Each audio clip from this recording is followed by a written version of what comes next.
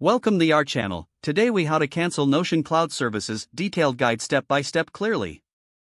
To cancel your Notion Cloud Services, begin by opening your web browser. Visit the Notion website and log in to your account. Once logged in, navigate to your workspace.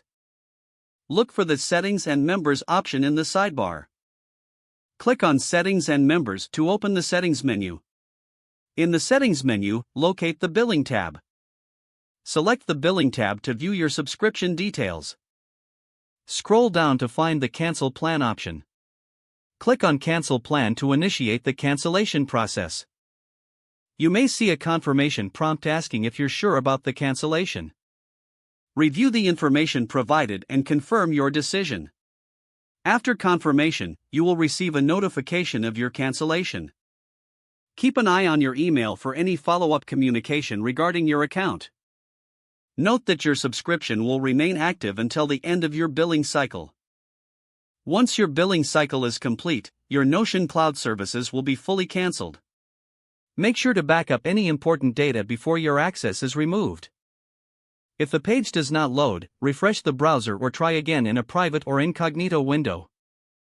Make sure you are using the correct email address, then retype it carefully to avoid small typos. If your password is not accepted, use the reset option and create a new strong password you can remember.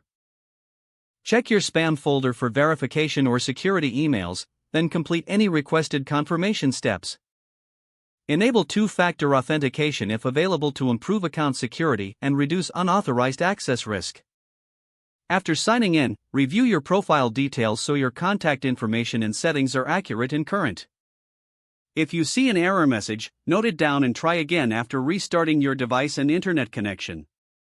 Log out when you finish, especially on shared devices, to keep your account and payment information secure. If the page does not load, refresh the browser or try again in a private or incognito window. Make sure you are using the correct email address, then retype it carefully to avoid small typos.